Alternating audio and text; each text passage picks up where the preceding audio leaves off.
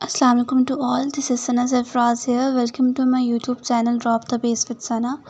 आज के इस वीडियो लेक्चर में मैं आपके साथ 100+ इंटरव्यू क्वेश्चंस डिस्कस करूंगी जो कि प्रीवियसली इंटरव्यू में आए थे, पूछे गए थे या फिर पूछे जा सकते हैं, इम्पॉर्टेंट हैं इंटरव्यू के पॉइंट ऑफ व्यू से।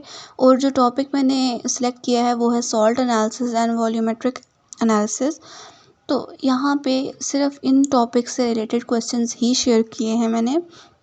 नेक्स्ट जैसे हम आगे इंटरव्यू के थोड़े करीब जाते जाएंगे तो इंशाल्लाह मैं इनऑर्गेनिक और फिज़िकल के क्वेश्चंस भी शेयर करूँगी। मेरा जो मेजर है वो चूँकि इनऑर्गेनिक एनालिटिकल केमिस्ट्री है, इसलिए मैंने यहाँ से स्टार्ट लिया है। इसके अलावा जो ऑर्गेनिक केमिस्ट्री से या फिज़िकल केमिस्ट्री से क्वेश्चंस होते हैं या होते रहे हैं इंटरव्यूज़ वगैरह में, वो भी मैं आपके साथ शेयर करूँगी। कुछ दिनों से मैं वीडियोस नहीं डाल पा रही अपने हेल्थ इश्यूज़ की वजह से, लेकिन अब बहुत ज़्यादा जो है टाइम हो गया है और मैंने ये चीज़ें नहीं आप लोगों के साथ डिस्कस की, इसलिए आज सॉल्ट एनालिसिस पे कुछ क्वेश्चंस देख लेते हैं। यहाँ पे मोस्टली क्वेश्चंस ऐसे हैं जिनके आंसर आपको आते होंगे या फिर आपने अगर सॉल्ट एनालिसिस का पढ़ा है या मेरी वीडियो देखी है तो उसमें बहुत सी चीज़ें डिस्कस हुई हुई हैं, आपको वहीं से पता चल जाएगा। इसके अलावा मैं यहाँ पे डिस्क्रिप्शन में लिंक भी दे दूँगी सॉल्ट एनालिसिस की वीडियो का और साथ वॉल्यूमेट्रिक एनालिसिस टाइट्रेशन की वीडियो का। तो जिसने नहीं देखी वो वहाँ से देख सकता है या फिर आप डिफरेंट बुक्स को रेफ़र कर सकते हैं, पढ़ सकते हैं। और व्हाट इज़ एनालिसिस? तो सबसे ज़्यादा मोस्ट बेसिक क्वेश्चन है ये। जैसे हम सॉल्ट एनालिसिस कर रहे हैं ना, तो इंटरव्यू में क्वेश्चन आपसे इस तरह से स्टार्ट हो सकता है कि व्हाट इज़ एनालिसिस, और फिर इस तरह से वो qualitative quantitative analysis, gravimetric, volumetric पे जाते जाते तो बेसिक्स से लेते हैं स्टार्ट और फिर वो थोड़े कॉम्प्लेक्स क्वेश्चनिंग की तरफ जाते हैं, ज़्यादा डेप्थ में जाते हैं टॉपिक की। सो एनालिसिस क्या है? किसी भी आपके सैंपल की या जो भी आप केमिकल कंपाउंड या सब्सटेंस ले रहे हैं उसकी कंपोजिशन को फाइंड आउट करना, इट इज़ एनालिसिस। ठीक है, तो सॉल्ट एनालिसिस में आपके पास सॉल्ट की कंपोजिशन, सॉल्ट की बेसिकली अगर हम बात करें तो क्वालिटेटिव जो है डिटर्मिनेशन हम करते हैं कि ये सॉल्ट जो है वो किस एसिड रेडिकल और किस बेस रेडिकल से मिलके बना है। Second question is what is salt? Salt आपको पता है कि एसिड और बेस के रिएक्शन से बनता है और जिस रिएक्शन को हम न्यूट्रलाइजेशन रिएक्शन भी कहते हैं। तो सॉल्ट में एक पार्ट आपके पास एसिड से आ रहा होता है और दूसरा पार्ट जो है सॉल्ट का वो बेस से आता है। जो पार्ट आपका एसिड से आता है दैट इज़ एसिटिक रेडिकल, जो कि एनायनिक इन नेचर है, नेगेटिवली चार्ज होता है। इसी तरह इसके आपको 3 या 4 या जितने भी आपसे नाम पूछे जाते हैं, मैं रिकमेंड करूँगी कि आप सारे एसिटिक रेडिकल्स को याद करके जाएं, क्योंकि जब आप ग्रुपिंग याद करते हैं इनकी, डाइल्यूट एसिड, कॉन्सनट्रेटेड एसिड और स्पेशल ग्रुप, तो उसमें आपको सारे रेडिकल जितने भी हैं उनकी कंफर्मेटरी टेस्ट और उनकी फिज़िकल अपीयरेंस और कलर डिफरेंट जो स्पेसिफिक टेस्ट हैं वो याद करने पड़ते हैं, तो उससे आपको रेडिकल्स भी याद हो जाते हैं। इसलिए मैं यही रिकमेंड करूँगी कि आपको सारे रेडिकल्स का पता होना चाहिए कि कौन सा रेडिकल किस ग्रुप से बिलोंग करता है। What are 3 acidic groups? So concentrated सबसे पहले डाइल्यूट है, देन कॉन्सनट्रेटेड एंड फिर स्पेशल। तो इस तरह से आप इसी पैटर्न में याद रखें। How can you differentiate between dilute and concentrated acid group? Dilute acid group वो है जो हम सॉल्ट के अंदर अगर डाइल्यूट एसिड डालते हैं, other it is sulphuric acid और हाइड्रोक्लोरिक एसिड, और उस एसिड के डालने से आपकी गैस इवॉल्व होती है उस या फिर कोई रिएक्शन आपको देखने को मिलता है, तो वो आपके पास डाइल्यूट एसिड ग्रुप का रेडिकल है। अगर तो डाइल्यूट एसिड डालने से कोई चेंज, कोई रिएक्शन या कोई गैस इवॉल्व नहीं होती, तो फिर आप कॉन्सनट्रेटेड एसिड ग्रुप की तरफ जाते हैं और उस सॉल्ट में कॉन्सनट्रेटेड एसिड डालते हैं। अगर कॉन्सनट्रेटेड एसिड डालने से कोई गैस इवॉल्व होती है या कोई रिएक्शन आपको देखने को मिलता है, देन इसका मतलब ये है कि आपका जो सॉल्ट है उसका acetic radical concentrated acid group से बिलोंग करता है। यहाँ तक आपको बात क्लियर होनी चाहिए। उसके बाद 3 एग्जांपल्स ऑफ ईच लिखी हुई हैं। आपको मैं यही रिकमेंड करूँगी कि आप सारी एग्जांपल्स इनकी जितने भी एसिटिक रेडिकल्स हैं सब के सब याद करके जाएं। अगर आप इसको समझ के इनके टेस्ट को समझ के करेंगे तो आपको खुद ही ये चीज़ें याद हो जाएंगी। Chloride radical belongs to which group? अब क्लोराइड रेडिकल आपका कॉन्सनट्रेटेड एसिड ग्रुप में आता है। What is special group and what radicals are present in special group? Special group अगर डाइल्यूट एसिड डालने से भी कोई चेंज ना हो, कोई गैस इवॉल्व ना हो और उसके बाद कॉन्सनट्रेटेड एसिड डालने से भी कोई गैस इवॉल्व ना हो, तो इसका मतलब है कि वो रेडिकल जो है वो स्पेशल ग्रुप, जो लास्ट ग्रुप है, स्पेशल ग्रुप से बिलोंग करता है। और स्पेशल ग्रुप में सिर्फ और सिर्फ 2 रेडिकल्स हैं that are not present in dilute and concentrated acid group, और उनके नाम क्या हैं? सल्फेट और फॉस्फेट। आप सल्फेट और फॉस्फेट को कैसे डिफ्रेंशिएट कर सकते हैं? सॉल्ट में आपने बेरियम क्लोराइड सोल्यूशन डालना है, वाइट पीपीटी आएंगे, उन वाइट पीपीटी के अंदर आप डाइल्यूट एसिड डालें। अगर तो पीपीटी डिज़ोल्व हो जाते हैं तो इसका मतलब है कि आपका जो एसिटिक रेडिकल है वो फॉस्फेट है। लेकिन अगर एसिड डालने से वो पीपीटी डिज़ोल्व नहीं होते तो इसका मतलब है कि आपके पास जो ग्रुप है वो है sulphate. Next, how can you differentiate between nitrate and bromide radicals? इस तरह के क्वेश्चंस पूछे जा सकते हैं। नाइट्रेट और ब्रोमाइड जो है एसिटिक रेडिकल से एक ही ग्रुप से बिलोंग करते हैं, that is concentrated acid group. Nitrate जो है वो रिंग टेस्ट देता है। आपको पता है कि अगर हम सॉल्ट सॉल्यूशन के अंदर फेरस सल्फेट डालें और सल्फ्यूरिक एसिड डालें तो ब्राउन रिंग बनती है, उसकी केमिस्ट्री आपको आनी चाहिए। और अगर ब्रोमाइड में आप ये सॉल्यूशन सारा कुछ डालते हैं तो ब्रोमाइड आपको रिंग टेस्ट नहीं देता, ठीक है। तो ब्रोमाइड के भी वेपर्स ब्राउन होते हैं, नाइट्रेट के भी वेपर्स ब्राउन होते हैं, लेकिन ब्रोमाइड के लिए अलग से एक टेस्ट होता है जिसको हम कार्बन डाइसल्फाइड टेस्ट कहते हैं। उसके अंदर हम कार्बन डाइसल्फाइड डालते हैं, KMnO4 डालते हैं और ऑरेंज लेयर जो है वो बन जाती है टेस्ट ट्यूब के अंदर, ठीक है। तो ये आपको पता होना चाहिए। Next, how can you differentiate between carbonate and bicarbonate radical? Carbonate और बाइकार्बोनेट दोनों डाइल्यूट एसिड ग्रुप के अंदर आते हैं। कार्बोनेट जो है अगर उसके अंदर हम मैग्नीशियम क्लोराइड डालते हैं सॉल्ट सॉल्यूशन के अंदर, ओरिजिनल सॉल्यूशन, उसके अंदर अगर हम मैग्नीशियम क्लोराइड डालेंगे तो जो कूल मतलब उसको हीट किए बगैर ही आपके पास पीपीटी आ जाएंगे। लेकिन अगर आपके पास नॉर्मल टेम्परेचर पे पीपीटी नहीं आते और आपको उसको हीट करना पड़ता है और हीटिंग के बाद आपके पास पीपीटी आते हैं, तो इसका मतलब है कि आपके पास जो है रेडिकल बाइकार्बोनेट है। How can you differentiate between, अच्छा इसके ना कार्बोनेट और बाइकार्बोनेट की कन्फर्मेटरी टेस्ट भी आप ज़रूर देखिए, उससे भी आप इसको डिफ्रेंशिएट कर सकते हैं।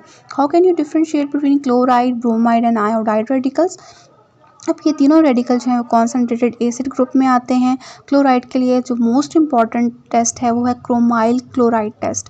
ये आपने ज़रूर सुना हुआ होगा। इसमें होता क्या है कि आप ओरिजिनल सॉल्यूशन के अंदर पोटेशियम डाइक्रोमेट डालते हैं, एसिड डालते हैं और आपके पास क्या चीज़ आती है? आपके पास एक वेपर्स आते हैं, ब्राउनिश कलर के वेपर्स निकलते हैं, ठीक है। तो ये क्लोराइड की कन्फर्मेशन है। CrO2Cl2 क्रोमाइल क्लोराइड के वेपर्स होते हैं। ब्रोमाइड के लिए आपके पास वही है कि आपने KMnO4 लेना है, उसमें आपने कार्बन डाइसल्फाइड डालना है तो आपके पास ऑरेंज लेयर आएगी, जबकि आयोडाइड में आपके पास वायलेट कलर की जो है वो लेयर आएगी, ठीक है। और इसके वैसे भी अगर आप आयोडाइड को इसके अंदर एसिड डालते हैं सॉल्ट के अंदर तो वायलेट कलर के वेपर्स एवापोरेट होते हैं, जबकि ब्रोमाइड के केस में ब्राउन कलर के वेपर्स एवापोरेट होते हैं, एवापोरेट नहीं होते, सॉरी, इवॉल्व होते हैं, ठीक है। एवापोरेट नहीं कहना, इवॉल्व होते हैं। अच्छा, next question, what is difference between dry and wet test? तो ड्राई और वेट टेस्ट बहुत आसान है। जो आप सिंपल सॉल्ट के, ड्राई सॉल्ट के साथ जो टेस्ट करते हैं, जैसे हीटिंग हो गई, ठीक है, या उसकी फ़िज़िकल अपीयरेंस देख रहे हैं, ओडोर देख रहे हैं, कलर देख रहे हैं, उसको हीट कर रहे हैं, तो ये सारा जो है वो आपके पास जैसे फ्लेम टेस्ट है तो ये ड्राई टेस्ट है। लेकिन वेट टेस्ट के लिए आपको क्या करते हैं कि सॉल्ट का सोल्यूशन बनाते हैं और उसके साथ फर्दर आप अपने जो है वो टेस्ट करते हैं, अदर इट इज़ डिटेक्शन और कंफर्मेशन। तो ये आपके पास वेट टेस्ट है। और इस कंफर्मेटरी टेस्ट जो लास्ट टेस्ट है जो कंफर्म कर देता है कि ये जो रेडिकल है हमारे पास प्रेजेंट है, दैट इज़ कंफर्मेटरी टेस्ट। जब सबसे पहले आइडेंटिफिकेशन होती है, उसके बाद डिटेक्शन होती है और उसके बाद आपके पास कंफर्मेशन होती है। आई गेस यही पैटर्न है, इसको ज़रा देख लीजिएगा। बट इस ओरिजिनल सोल्यूशन, ओरिजिनल सोल्यूशन क्या है? सॉल्ट का सोल्यूशन जो है वो ओरिजिनल सोल्यूशन है। मतलब सॉल्ट को आपने सूटेबल सॉल्वेंट में डिज़ोल्व करना है, that is your original solution और OS। बेसिक रेडिकल कौन से होते हैं? बेसिक रेडिकल जो हैं वो आपके बेस से जो आ रहा है वो है बेसिक रेडिकल, और ये कैटाइंस होते हैं जैसे सोडियम, पोटाशियम, अमोनियम वगैरह। How many groups of basic radicals are there? Total 6 groups हैं यहाँ पे। Any 3 radical from each group आपको याद होने चाहिए, ठीक है। हर ग्रुप के 3 मैक्सिमम 4-5 आपको आने चाहिए। अगर उस ग्रुप में इतने हैं तो मैं तो कहूँ कि आप सारे ही याद करें, लेकिन अगर आपको नहीं याद होते तो आप मिनिमम 3 तो याद करें ही। Sodium and potassium radical belong to which group? Group 6 से बिलोंग करते हैं। सोडियम, पोटाशियम, अमोनियम बहुत इंपॉर्टेंट है, ग्रुप 6 ज़रूर आपने याद रखना है। ग्रुप 1, ग्रुप 3 और group 6 are the most important ones. Sulphide radical belong to which group? Sulphide radical जो है आपका ग्रुप कॉन्सनट्रेटेड नहीं डाइल्यूट एसिड ग्रुप में आता है। Name insoluble hydroxides of group 3। Group 3 के जो इनसॉल्युबल हाइड्रोक्साइड्स हैं उसमें आपके पास एल्यूमिनियम हाइड्रोक्साइड आ सकता है, क्रोमियम हाइड्रोक्साइड आ सकता है, अच्छा आयरन हाइड्रोक्साइड जिसको हम फेरिक हाइड्रोक्साइड कहते हैं ये भी आ सकता है। तो इसके मतलब मुख्तलिफ जो है वो कलर्ड प्रेसिपिटेट्स होते हैं। How to differentiate acidic and basic radical? Acidic radical जो है वो एसिड से आ रहा है, बेसिक रेडिकल आपके बेस से आ रहा है। एसिडिक रेडिकल जो है वो एनायनिक है, बेसिक रेडिकल आपके पास कैटायनिक है। How can you differentiate between oxalate and acetate radical? दोनों एक ही ग्रुप से बिलोंग करते हैं और ज़्यादातर केसेस में क्या किया गया है कि एसीटेट को कॉन्सनट्रेटेड में रखा गया है, कुछ बुक्स ने एसीटेट को डाइल्यूट में रखा है, ठीक है। तो ज़्यादातर जो प्रैक्टिकल बुक्स हैं वो एसीटेट को कॉन्सनट्रेटेड में रख के जो है वो चल रही हैं। तो ऑक्सलेट का जो टेस्ट है वो ये है कि ऑक्सलेट के अंदर जब आप डालते हैं एसिड तो इसके रिज़ल्ट में आपके पास कार्बन मोनोऑक्साइड आती है, साथ में कार्बन डाइऑक्साइड आती है। तो ये क्या कर सकता है? ये लाइम वाटर को मिल्की कर देगा। ये इसका कंफर्मेशन टेस्ट है, या फिर आप इसको कह सकते हैं कि ये इसकी डिटेक्शन हो रही है। एसीटेट की मैं आपको सिंपल बताऊं तो ये बहुत ज़्यादा इसकी जो है ना विनेगर लाइक स्मेल होती है। तो इसके लिए हम पाम टेस्ट भी कर सकते हैं। थोड़ा सा सॉल्ट लेते हैं, उसके अंदर हम साथ में थोड़ा सा ऑक्सैलिक एसिड लेते हैं और उसको रब करते हैं, और 1 ड्रॉप एसिड लेते हैं, उसको रब करते हैं पाम पे। तो बहुत स्ट्रॉन्ग जो है ना विनेगर लाइक स्मेल आए तो इसका मतलब है कि एसिटेट रेडिकल आपका प्रेजेंट है, और उसके कंफर्मेशन टेस्ट आप डिफरेंट देख सकते हैं। How can you differentiate between carbonate and bicarbonate? अच्छा यहाँ पे ये रिपीट हुआ है। Next, colour of salt. आपने जो चीज़ें यहाँ पे याद रखनी है, इसको ज़रा हम जल्दी करते हैं क्योंकि वीडियो बहुत लंबी हो जानी है इस तरह। तो कलर आपको सॉल्ट का पता होना चाहिए। देखें जैसे बहुत ज़्यादा इंपॉर्टेंट है ना, लाइक क्रोमियम है ग्रीन कलर देता है, निकल है ब्राइट ग्रीन कलर देगा, आपके पास मैंगनीज़ है वो पिंक कलर का होता है, इस तरह। और कौन से कॉपर है वो ब्लू कलर का होता है। तो ये जो स्पेसिफिक सॉल्ट्स हैं और उनके कलर नहीं पता होने चाहिए। ओडोर पता होनी चाहिए। अब देखिए जैसे सल्फाइड्स हैं तो उसकी बहुत रोटन स्मेल होती है। इसी तरह जो एसीटेट रेडिकल है इसकी विनेगर लाइक स्मेल है, ठीक हो गया। Nature of gas evolve on heating the salt. तो जो गैसेस इवॉल्व हो रही हैं उनकी बेसिस पे आप उसको डिफ्रेंशिएट कर सकते हैं। ये भी आप प्रैक्टिकल में या फिर आप मेरी वीडियो देखें तो वहाँ पे आपको मिल जाएगा। फ्लेम टेस्ट जितने भी यहाँ पे रेडिकल्स लिखे हैं, सॉरी आयंस लिखे हैं, बेसिक रेडिकल्स कहें या फिर कैटायंस कहें की बात है। तो यहाँ पे आपके पास जितने भी बेसिक रेडिकल्स लिखे हुए हैं वो आप देख सकते हैं। इनको आपको आना चाहिए कि ये कौन से कलर का टेस्ट देगा। फिल्टर ऐश टेस्ट आगे मैंने लिख दिया है, मैग्नीशियम का, जिंक, एल्यूमिनियम एंड टिन, इनके आपको कलर पता होने चाहिए। चारकोल कैविटी टेस्ट, ये जो आयंस लिखे हुए हैं आपके पास कैटायंस बेसिक रेडिकल्स, इनका पता होना चाहिए। उसके अलावा cobalt nitrate test, ring test, chemistry कैसे जो है वो आपकी जो ब्राउन रिंग बन रही है उसके अंदर क्या केमिस्ट्री इन्वॉल्व है। देन क्रोमाइल क्लोराइड, ये भी मैंने अपनी वीडियो में डिस्कस किया था, मैंने आपको भी बता भी दिया कि आपने इसको क्या क्या लेना है। पोटेशियम डाइक्रोमेट लेना है और एसिड लेना है, ठीक है। और क्रोमाइल क्लोराइड आपके पास यहाँ पे आ जाता है। लेक टेस्ट बहुत इंपॉर्टेंट टेस्ट है, इंटरव्यू में बहुत से लोगों से पिछली बार पूछा गया था व्हाट इज़ लेक टेस्ट। तो ये वैसे जो टेस्ट है ना, ये एल्यूमिनियम जो ग्रुप 3 से बिलोंग करता है, बेसिक रेडिकल एल्यूमिनियम +3, ये उसके लिए होता है। इसमें हम लेते क्या हैं, इसमें लिटमस सोल्यूशन लेना होता है और साथ में एसिड होता है। अब ये जब आप डाल देते हैं तो प्रेसिपिटेट जो होते हैं ना, वो ब्लू कलर के प्रेसिपिटेट्स होते हैं, वो सोल्यूशन के टॉप पे आ जाते हैं लाइक लेक, ठीक है। इस वजह से इसको लेक टेस्ट कहते हैं। पाम टेस्ट मैंने आपको बता दिया, एसीटेट रेडिकल के लिए होता है, विनेगर लाइक स्मेल, और ये हम पाम पे अपनी कर सकते हैं रब करके। At least 1 confirmatory test for each acetic radical. तो ये तो आपको मैंने पहले बता दिया कि इस तरह से आपने सारे रेडिकल्स और उनके एक कंफर्मेटरी टेस्ट जो है वो ज़रूर देखना है। देन हम बेसिक रेडिकल्स की बात करते हैं। तो ग्रुप रिएजेंट कौन से होते हैं, ग्रुप रिएजेंट्स जो कि डिफरेंट बेसिक रेडिकल्स को डिफरेंट ग्रुप में क्लासीफाई कर रहे हैं। डिफरेंट ग्रुप्स के लिए डिफरेंट ग्रुप रिएजेंट्स यूज़ होते हैं जो कि कंफर्म कर देते हैं कि ये रेडिकल इस ग्रुप से बिलोंग करता है।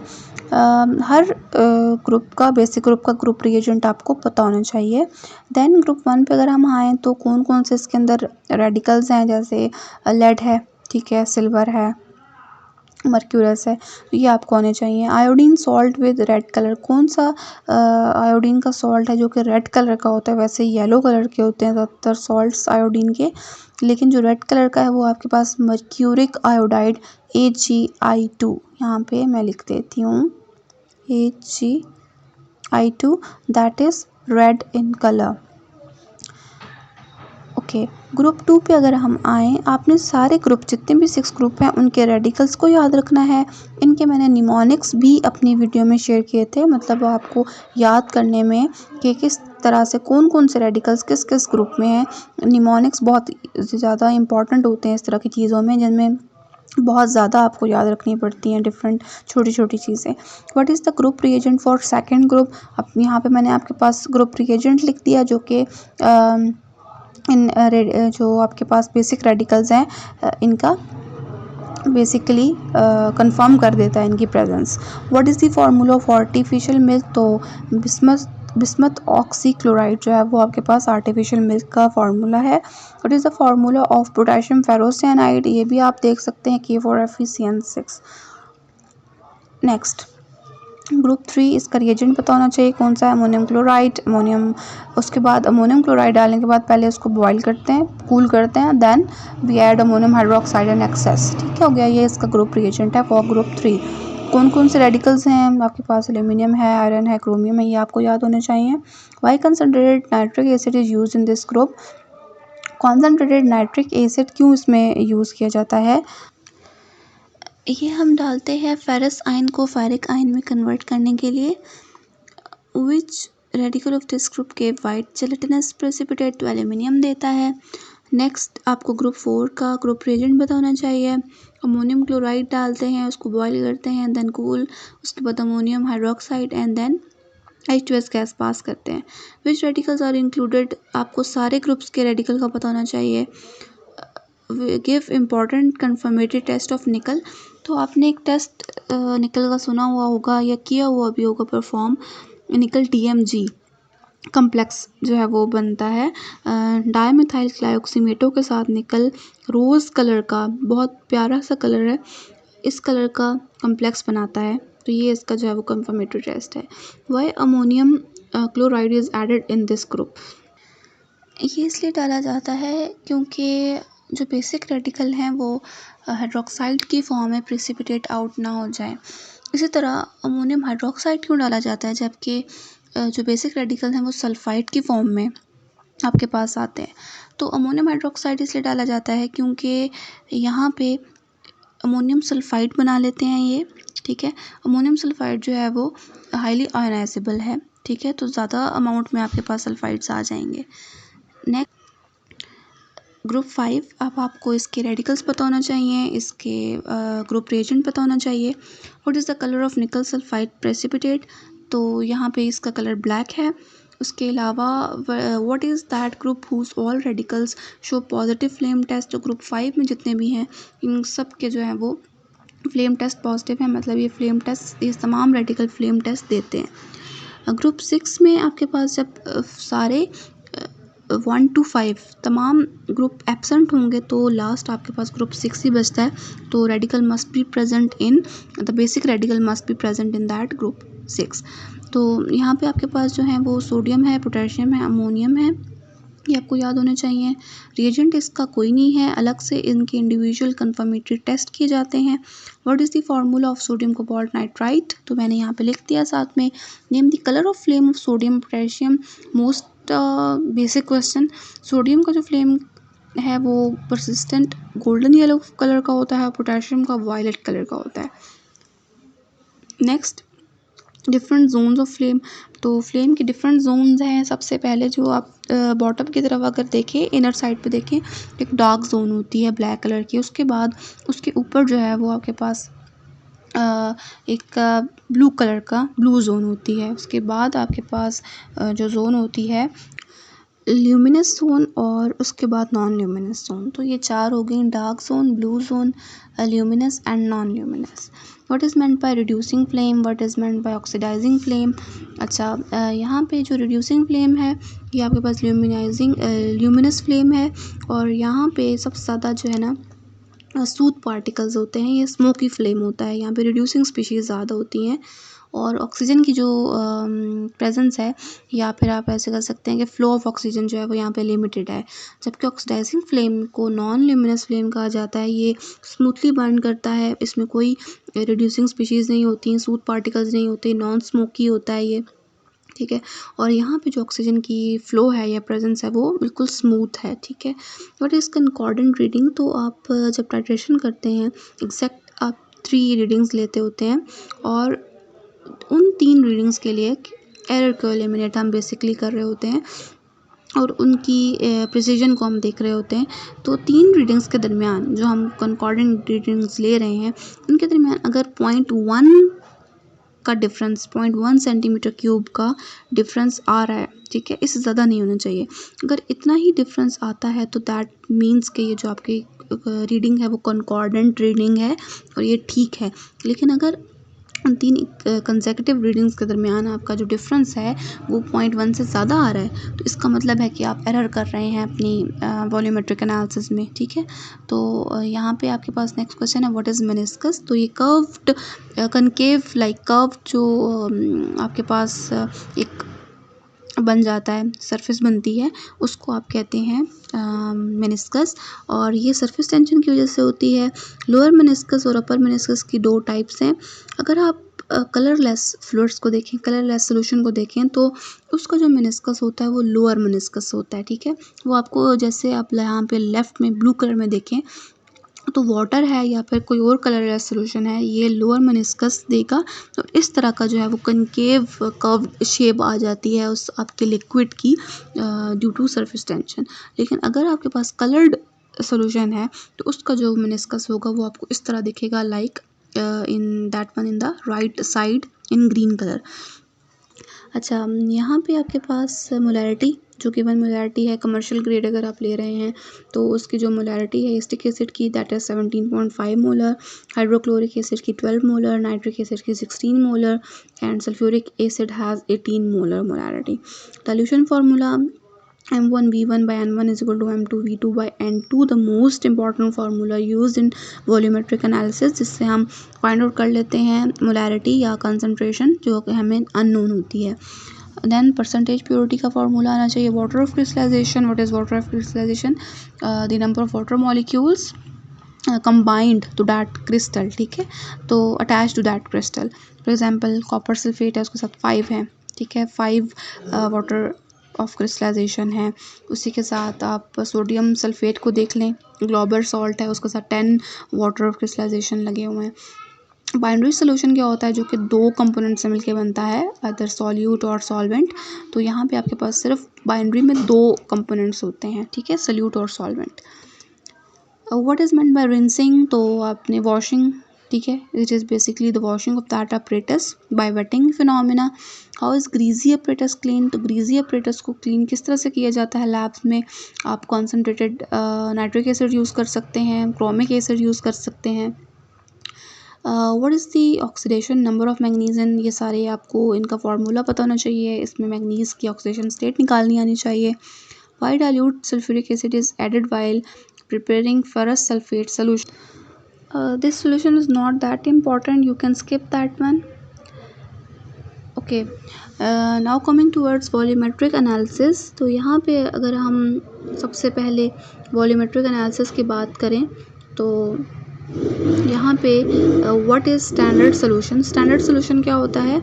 वो सोल्यूशन जिसकी कंसंट्रेशन आपको पता होती है, ठीक है, एग्जैक्ट कंसंट्रेशन आपको पता होती है, that is standard solution. Standard solution different है, प्राइमरी है, सेकेंडरी है, तो इनमें डिफरेंस क्या है ये भी मैंने आपको अपनी वीडियो में बहुत ज़्यादा अच्छे से एक्सप्लेन कर दिया था। प्राइमरी स्टैंडर्ड जो होता है वो प्योर होता है, उसकी कंसंट्रेशन हमें पता होती है, उसमें कोई इम्प्योरिटी ज़्यादा नहीं होती, वो हाइग्रोस्कोपिक नहीं होता, मतलब मॉइस्चर को एब्जॉर्ब नहीं करता, उसको हम डायरेक्टली यूज़ कर सकते हैं। जबकि जो सेकेंडरी स्टैंडर्ड है उसको आप डायरेक्टली यूज़ नहीं कर सकते, उसको पहले स्टैंडर्डाइज करना पड़ता है, वो मॉइस्चर को एब्जॉर्ब कर लेता है, इम्प्योर होता है। लाइक आपके पास सोडियम हाइड्रोक्साइड है तो ये सेकेंडरी स्टैंडर्ड सोल्यूशन है। इसी तरह अगर ऑक्सैलिक एसिड है तो ये आपके पास प्राइमरी स्टैंडर्ड है, उसको आप डायरेक्टली यूज़ कर सकते हैं, that is of maximum purity and it is non hygroscopic in nature. Differentiate between qualitative and quantitative analysis. As the name indicates, qualitative में आप उसकी क्वालिटी को चेक कर रहे होते हो, लाइक जैसे सॉल्ट है तो salt analysis is a type of qualitative analysis, जिसमें आप एसिड रेडिकल और बेस रेडिकल का पता लगाते हैं कि जो सॉल्ट है वो किन किन रेडिकल से, मतलब उसकी क्वालिटी क्या है, वो किन किन रेडिकल से मिलके बना है। देन क्वांटिटेटिव एनालिसिस में आप क्वांटिटी मेजर करते हो इन टर्म ऑफ मैस, ठीक है, कितनी क्वांटिटी जो है वो आपका एनालाइट कैरी कर रहा है। What is volumetric analysis? तो वॉल्यूमेट्रिक एनालिसिस में क्या है, आप एनालाइट को मेजर कर रहे हैं इन टर्म ऑफ वॉल्यूम, सही है, जैसे टाइट्रेशन है। What is titration? अब टाइट्रेशन में आप क्या करते हैं, आपको अच्छे से पता है कि एक सोल्यूशन की आपको स्ट्रेंथ नहीं पता होती, उसकी कंसंट्रेशन नहीं पता होती, और उसको आप टाइट्रेट करवाते हो with solution having known strength, ठीक है। उससे आपके पास डाइल्यूशन फार्मूला को यूज़ करके आपके पास जो अननोन है उसकी आपको कंसंट्रेशन फाइंड आउट हो सकती है। Differentiate between titrant and titrand. तो जो आपके पास टाइट्रेंट है इसकी कंसंट्रेशन आपको पता होती है, ठीक है, इसको आप ब्यूरेट में ले सकते हैं या फिर आप एसिड ले सकते हैं या बेस ले सकते हैं, ये डिपेंड करता है कि आप कौन सी टाइट्रेशन कर रहे हैं, एसिडिमेट्री कर रहे हैं या अल्कलीमेट्री कर रहे हैं, एसिड की कंसंट्रेशन फाइंड आउट कर रहे हैं या बेस की कंसंट्रेशन फाइंड आउट कर रहे हैं। तो टाइट्रेंट जो है आपको सिर्फ इतना पता होना चाहिए कि उसकी कंसंट्रेशन नोन होती है, जबकि टाइट्रेंट जो होता है उसकी कंसंट्रेशन आपने खुद फाइंड आउट करनी होती है by the process of titration, ठीक है। इसमें आपने एसिड बेस के चक्कर में नहीं फंसना कि टाइट्रेंट हमेशा जो है वो हम ब्यूरेट में लेंगे या टाइट्रेंट हमेशा हम फ्लास्क में लेंगे या इस तरह से। आपको एक चीज़ पता होना चाहिए कि टाइट्रेंट जो है उसकी कंसंट्रेशन आपको नोन है और टाइट्रेंट उसकी कंसंट्रेशन आपको नोन नहीं है। It can be acid, it can be base, ठीक है, डिपेंड करता है आप कौन सी टाइप ऑफ टाइट्रेशन कर रहे हो, एसिडिमेट्रिक कर रहे हैं या अल्कलीमेट्रिक कर रहे हैं। What is and point? तो जब रिएक्शन बिल्कुल कंप्लीट हो जाता है, कंप्लीशन की तरफ चला जाता है, तो आपके पास जो है वो एंड पॉइंट आ जाता है और एंड पॉइंट पे इंडिकेटर कलर चेंज कर देता है, that is why indicators are used in titration. What is equivalence point? अगर आप एसिड और बेस टाइट्रेशन कर रहे हैं तो equivalence point is the point where equal amount of acid has been reacted with equal amount of base, ठीक है। ये भी मैंने एक्सप्लेन किया था अपनी वीडियो के अंदर, टाइट्रेशन एसिड बेस टाइट्रेशन, इसलिए मैं यहाँ पे इतना ज़्यादा एक्सप्लेन नहीं कर रही। डिफाइन इंडिकेटर, आपको पता है इंडिकेटर क्या होता है, एसिड बेस में कौन कौन से यूज़ होते हैं आपको पता होना चाहिए, methyl orange, methyl red, bromothymol blue, phenolphthalein etcetera. Which indicators are use for the titration of strong acid और वीक बेस? इसके लिए मिथाइल ऑरेंज है और स्ट्रॉन्ग एसिड और स्ट्रॉन्ग बेस के लिए फिनोफ्लिन है, इसका भी मैंने एक्सप्लेन किया हुआ है। Which indicator is used in potassium permanganate titration and what is the end point? Potassium permanganate की टाइट्रेशन में पोटेशियम परमैंगनेट खुद ही as a self indicator use होता है, क्योंकि एक ब्राइट वायलेट कलर का ये जो होता है खुद होता है, इसका कलर बहुत ब्राइट वायलेट होता है, और जब एंड पॉइंट आता है तो ये बिल्कुल लाइट पिंक की तरफ चला जाता है, जिससे हमें खुद ही पता चल जाता है कि रिएक्शन कंप्लीट हो गया, एंड पॉइंट आ गया है। इसलिए हमें एक्स्ट्रा जो एक्सटर्नल इंडिकेटर है वो डालने की ज़रूरत ही नहीं पड़ती। तो ये एक इंटरनल इंडिकेटर के तौर पे काम करता है। Acidity of a base and basicity of an acid, ये पता होना चाहिए। What is acidity of a base? Acidity of a base is the number of replaceable hydroxyl groups.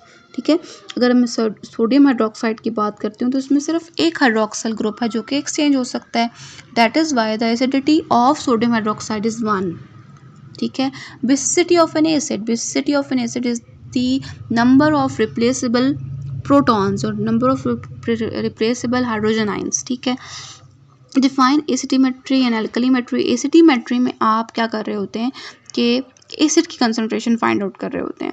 अल्कलीमेट्री में आप बेस की या अल्कली की कंसंट्रेशन फाइंड आउट कर रहे होते हैं। How does potassium permanganate behave as self indicator? मैंने आपको बताया, मैं पोटेशियम पर मैग्नेट जो है वो एसिडिक मीडियम के अंदर, यानी आप सल्फ्यूरिक एसिड डाल रहे हैं तो उस मीडियम के अंदर क्या करता है, स्ट्रॉन्ग ऑक्सीडाइजिंग एजेंट है, कन्वर्ट हो जाता है इन मैंगनीज +2 आइंस। और ये जो आइंस हैं आपके पास किस कलर के होते हैं? लाइट ब्राउन कलर के होते हैं। तो ये यहाँ पे आपके पास ये चेंजेस आ रहे हैं। Why should potassium permanganate solution to be stored in colour bottles? क्योंकि ये लाइट के रिएक्शन में, जब लाइट के साथ रिएक्शन करता है तो मैंगनीज डाइऑक्साइड बना देता है। सही हो गया। केमिकल फार्मूला मोहर सॉल्ट का पता होना चाहिए। Ferrous sulphate ammonium sulphate with 6 water of crystallisation. Redox hydration, जिसमें रिड्यूसिंग और ऑक्सीडाइजिंग एजेंट्स यूज़ हो रहे होते हैं। रिडॉक्स रिएक्शन हो रहा होता है। जैसे आप रिडॉक्स टाइट्रेशन में जो मोस्ट कॉमन इंडिकेटर यूज़ कर रहे हैं वो है potassium permanganate, that is a strong oxidising agent. और पोटेशियम परमैंगनेट की जो है वो टाइट्रेशन किसके साथ करवा रहे होते हैं आप? ऑक्सैलिक एसिड के साथ। Differentiate between iodimetry and iodometry, ये भी मैंने अपनी वीडियो के अंदर इसका लिंक भी मैं आपको दे दूँगी, बहुत ज़्यादा डिटेल में बताया था, इसलिए मैं यहाँ पे रिपीट नहीं करी क्योंकि वीडियो ऑलरेडी बहुत लंबी हो गई है। Is iodine soluble in water? It's solubility is very low in water. तो इसको हम क्या करते हैं, आयोडाइड की फॉर्म में कन्वर्ट, ट्राई आयोडाइड की फॉर्म में कन्वर्ट कर देते हैं, जो कि वाटर सॉल्युबल है। इसका जो है वो हम एडिशन करते हैं आयोडीन के अंदर, पोटेशियम आयोडाइड बनाते हैं, डालते हैं, तो आपके पास ट्राई आयोडाइड बन जाता है। नेक्स्ट जो क्वेश्चंस आप देख लें, यहाँ पे फिजिकल स्टेट आपको पता होनी चाहिए। वट आयोडीन की, what is the chemical composition of pinky. यहाँ पे जो इंपॉर्टेंट है वो मैं एक्सप्लेन कर देती हूँ। पिंकी जो है वो आपके पास पोटेशियम परमैंगनेट को कहते हैं, इसका कॉमन नेम। ठीक है, हाइपो सोडियम थायोसल्फेट को कहते हैं, फोटोग्राफी में यूज़ होता है। सुर्खकही, ये जो है आपके पास पोटेशियम डाइक्रोमेट है, रेड कलर का होता है। यहाँ पे क्वेश्चन नंबर 95 को देखिएगा। वाई आयोडोमेट्रिक और iodometric titrations are performed in iodine flask? जो आयोडीन फ्लास्क होती है ना, उसके ऊपर स्टॉपर लगा हुआ होता है उसको बंद करने के लिए। जबकि आप सिंपल अर्लेनमेयर फ्लास्क देखो या टाइट्रेशन फ्लास्क देखो, उसके अंदर ऊपर कोई स्टॉपर नहीं होता, वो ऐसे ओपन होती है। तो यहाँ पे जो आयोडीन है ये बहुत वॉलेटाइल है। ठीक है, इसको आप थोड़ी सी देर के लिए रखेंगे तो हो सकता है कि इसकी कंसंट्रेशन कम होती जाए with time. That is why we use iodine flask with stopper, तो आप इसको बंद कर सकते हैं। Next, what is gravimetric analysis? जैसे वॉल्यूमेट्रिक एनालिसिस थी, उसमें हम एनालाइट को मेजर कर रहे थे in term of mass, in term of volume. तो ग्रेविमेट्रिक एनालिसिस में हम एनालाइट को मेजर करते हैं इन टर्म ऑफ मैस। ठीक है, यहाँ पे आप मैस या वेट को कंसिडर करते हो, not volume. What are the 3 theories that govern gravimetry? 3 important theories हैं। कॉमन आइन इफेक्ट है, उसके अलावा सॉल्युबिलिटी प्रोडक्ट है, उसके अलावा लॉ ऑफ मास एक्शन। ये 3 जो थ्योरीज हैं ये ग्रेविमेट्री को गवर्न कर रही हैं। What is the distinction between gravimetric and volumetric analysis? It is quite obvious. Gravimetric में आप एनालाइट को on the basis of mass measure कर रहे हैं, measurement in term of mass, whereas in volumetric analysis measurement is done on the basis of volume. What do you mean by precipitation gravimetry? इसमें आप precipitates बना रहे होते हैं by using any precipitating agent, और फिर आप उसको मेजर करते हैं। और also name the process that contaminate the precipitate and also carries the precipitate solution containing soluble impurities. इस प्रोसेस को आप कहते हैं को प्रेसिपिटेशन। इसको आप एनालिटिकल केमिस्ट्री में डिटेल में पढ़ सकते हैं। What are the limitations of gravimetric analysis? Gravimetric analysis एक तो बहुत टाइम टेकिंग है। ठीक है। इसमें बहुत से स्टेप्स क्योंकि इन्वॉल्व होते हैं, तो स्टार्ट से लेके एंड तक इसमें बहुत से स्टेप्स इन्वॉल्व हैं। प्रेसिपिटेट्स बन रहे हैं, आप उसको वेट करेंगे, देन वॉश करेंगे, उसके बाद उसको वेट करेंगे, ड्राई करेंगे, देन वेट करेंगे, एस्टिमेशन करेंगे। तो ये बहुत एक लंबा प्रोसीजर है, टाइम टेकिंग है। नेक्स्ट आपके पास ये सिंपल सिंगल एलिमेंट की एनालिसिस के लिए यूज़ है। कम्प्लेक्स अगर आपके पास ग्रुप्स आ जाएँ, ज़्यादा आपके पास लाइट्स आ जाएँ, तो उसके लिए ये यहाँ पे फेल हो जाती है टेक्निक। तो ये दो मेरे ख्याल से लिमिटेशंस काफ़ी और भी हैं, लेकिन यहाँ पे इतनी काफ़ी हैं। What are the various applications What are the various applications of gravimetric analysis? Gravimetric analysis आप फार्मास्यूटिकल कंपनीज में यूज़ हो रहे हैं, ठीक है। क्लिनिकल साइड पे यूज़ होता है। उसके अलावा आप निकल एस्टिमेशन कर सकते हैं स्टेनलेस स्टील के अंदर। क्लोराइड एस्टिमेशन जो है वो ग्रेविमेट्रिक एनालिसिस के थ्रू होती है। तो ये जो इंपॉर्टेंट चीज़ें थी वो मैंने डिस्कस कर दी। मैं कोशिश करूँगी next time to time video upload करूँ, क्योंकि मुझे टेक्स्ट आ रहे होते हैं कि मैं काफ़ी दिनों से वीडियोस अपलोड नहीं कर रही, तो यहाँ पे मुझे बोलने का थोड़ा सा इशू होता है। Again thanks for watching, thanks for sharing and subscribing, stay connected, thank. Assalamualaikum to all, this is Sana Zafraz here. Welcome to my YouTube